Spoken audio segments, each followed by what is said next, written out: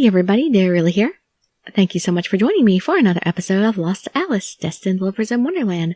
We are reading the Realm of Piracy series, the side story for Owen Chester. We're on part 5 here, so there's only one part left after this. Let's shoulder on, shall we? You can just sit back, relax, and let me read you a story. What?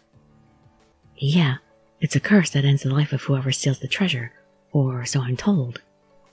The curse is activated when someone outside of the noble bloodline lays their hands on the stone. It was made to be a sort of security system, I think. Well, I had no idea. The new information about the tale was revealed to me by Kronos. If Owen so much as touched the treasure, he'll die. This is bad. Can he wear gloves? Thanks for telling me, Kronos. I'm going to go tell Owen right away. Oh, why can't I just hold the stone the whole time? I quickly thanked him and ran off on my way. Uh-huh. Good, let's meet up on the ship later. I didn't want to wait another minute to warn Owen. With my mind racing, I neglected to hear what Owen said just before I left. But I wasn't finished telling you the story. Maybe it was something simple like I was just saying, Owen! Oh, what seems to be the matter? You look out of breath. Is this about the mooring fee? Know that the guild and I managed to reach a compromise. Owen greeted me with a gentle grin as I came home a flustered mess. If he triggers that horrible curse, then he'll... Petrified of what might happen, I tripped over my own tongue, trying to explain everything in a hurry. I heard from Kronos and, oh yeah, Kronos is an adventurer now and... Calm down, girl, calm down. I see. I see your point. So, the treasure is a precious stone, enchanted with a fatal curse. Owen somehow managed to glean some meaning from my sloppy explanation. And that's why you have to stop looking for the treasure. Then how are you going to get out of the book? Owen was a sensible man, so he should have known when to quit. Do I now? Or so I thought. Owen nonchalantly crossed his arms, looking like he was pondering the matter deeply. You don't mean... Are you going to keep searching for the treasure? Are you sure that's what you want? While your information is certainly troubling, we'll never finish the tale if we don't keep moving. Exactly, we'll just be stuck here forever. Although I don't know, this doesn't seem so bad. For us to return to Wonderland, I have no choice but to play out my role as the captain until this tale reaches its final page. No matter what fate may await me in the end. No, you can't really... Well, it might be that if you die in the book, you don't die in your other world. You might just return, if somebody completes the tale. Believe me when I say that I'm far from suicidal. That's the reason I kidnapped you in the first place, yes? I guess that's true. And furthermore, even supposing our captain is destined to meet an unfortunate end, I, Owen Chester, the Chess King, refuse to yield on account of some lowly curse. That sly look of his. Owen made a declaration that was almost bold enough to assuage my doubts. He spoke just like a great and noble king should, giving off an aura of firmness and reliability. But still, there was no real guarantee that he was right, so I couldn't completely overcome my fear. Owen, if something were to happen to you, I began to cling to Owen as my emotions exploded and overwhelmed me. Iris. Owen seemed shocked that I embraced him. I was surprised too. I don't want to lose Owen. I searched within my heart and found that my feelings for Owen were the ones most important to me. I'm not sure when I started feeling that way, but the one thing that was always on my mind was the thought of Owen. Thank you, Iris. He answered my embrace with his own, one so strong I felt I'd be enveloped by him completely. Promise me that we shall both return together alive.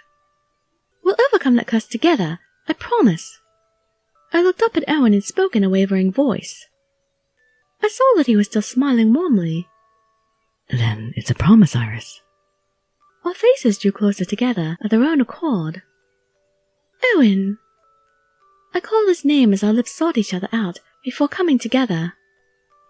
I kissed him deeply, unable to bear separating from the warmth of his body. His heated embrace began melting away the glaciers of doubt that had built up inside me. Oh, the kiss we shared was the seal to a sacred, cherished oath. We kept our gazes fixed on one another after our bodies had separated. A moment of sheer silence fell upon us as we stared at each other. We'll be departing shortly. I'd like you to see the scenery when we do. Owen, suddenly breaking the silence, made me gasp a little. All right. Nodding, I decided to obey his instructions and left the captain's quarters. Owen is definitely planning something. I was idly watching the waves after my encounter with Owen. I wasn't sure how much time had passed since we had sailed the ocean. I noticed it still wasn't dark out yet, though. I was pondering this passage of time in the back of my head when suddenly a great impact rocked the ship. Is somebody firing on us? What on earth? I confusedly looked around, not understanding the situation. Or is it Moby Dick? What I didn't notice was that a frenzied exchange had already begun among the crewmates. I felt my skin crawling with tension, giving me nothing but dark premonitions. Aren't you supposed to go to the captain's cabin in that case? You're not supposed to be on deck when there's fighting. You promised! That's... What I beheld across the water opposite our vessel was another ship about the same size. I noticed the pirate flag waving from their mast, and instinctively made my way toward the captain's quarters. Good girl, Alice. Just as you promised. Owen! I had indeed considered that the jolt we took a moment ago may have been a cannonball strike. Owen greeted my stampeding entry with a cool and calculating voice of reason. His expression wasn't any different than usual, which gave me quite a bit of relief. But the idea that we could be attacked out of the blue like that... I wager that was a warning shot. They mean to cause turmoil and snatch you away in the ensuing chaos. Iris. Owen, you around? Sid barged into the room, shouting. He seemed out of breath, as if he'd come here in a hurry too. Just like Owen, he didn't seem the least bit flustered or nervous. Leave everything here to me. We'll catch up with you later. The island you mentioned before, yeah? Indeed. Even after repeated calculation, the location I gave you has not changed. Then we'll be right behind you. You two just get there safe, eh? What about Kronos? I can always count on you. While I don't doubt your abilities, I ask that you also prioritize your own safety this time around. Now then, Iris. Owen grasped my hand, and I wondered if the two of them had some kind of agreement beforehand. It's normally a real pain to have to move two people at once like this. Well, I'm really thanking my lucky stars the island's so close. This should be a piece of cake, right? What, can he teleport too? Oh, wait a minute, Sid, what are you... I leaned towards Sid to ask what he intended, and he stared back with a composed look. Don't you dare let go of Owen's hand. Immediately after he spoke, my field of vision was swallowed up by light. I became unsure if I was still standing on solid ground anymore. All I knew for certain was that I could feel Owen was still holding my hand. But this is... When the light faded, the surrounding landscape transformed in an instant.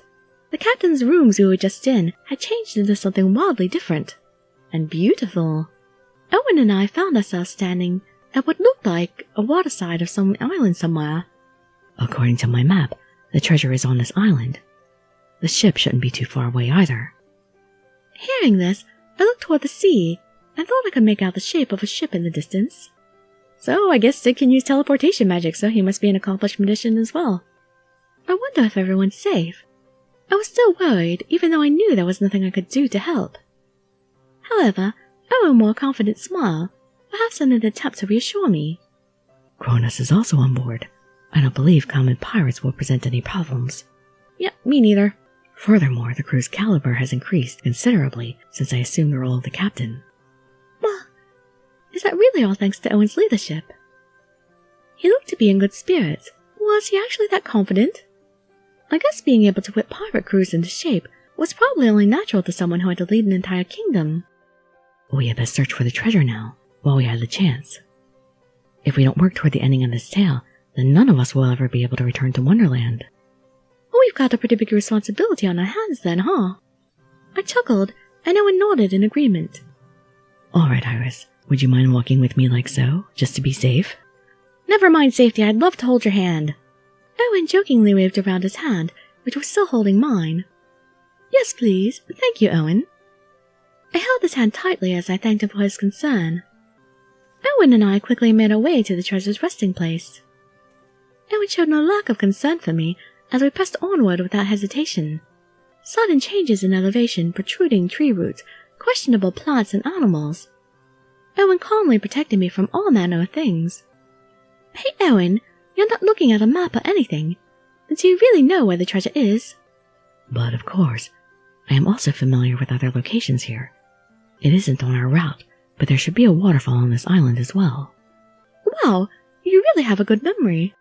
Judging from how he reacted to everything so far, it probably wasn't much of a stretch to assume that Owen knew everything on the map by heart. As I began spontaneously admiring his memory, he narrowed his ashen eyes at something. Regardless of my knowledge of our route, I cannot obtain the treasure without you. You will have to lend me your assistance when the time comes. I can do it. That's why I'm here, right? I nodded to Owen resolutely. But still, there was the matter of the curse placed on the treasure. Anyone not of the nobleman's bloodline who laid their hands on it would die. That means you have to hold it. I have to make sure Owen doesn't touch it, no matter what.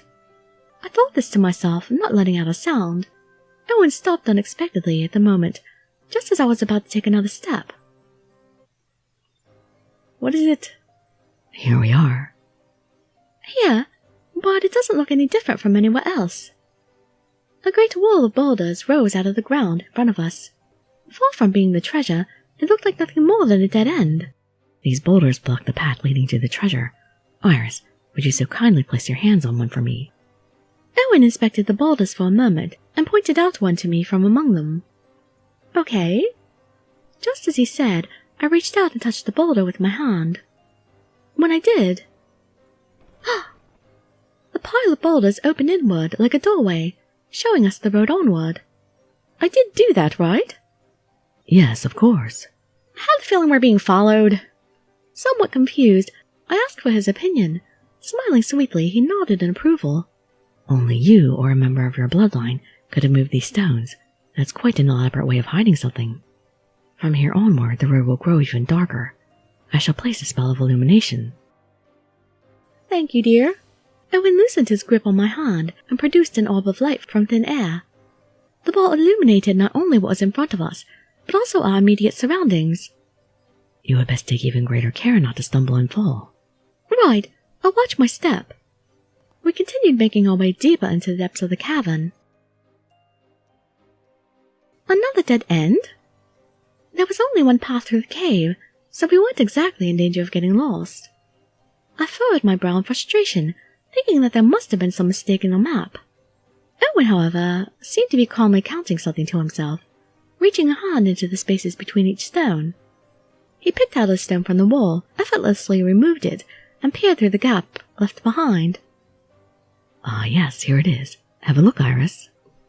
Urged by a satisfied-sounding Owen, I took a peek through the gap as well. And that's the end of Chapter 5, which is really annoying, but there's nothing I can do about it. So we'll just have to wait until the last part, Part 6, is unlocked through reading the main story. So I hope to see you there when the time comes, or in some of my other videos, and I'd be so grateful for any likes, comments, subscriptions, or shares with your friends to show some support.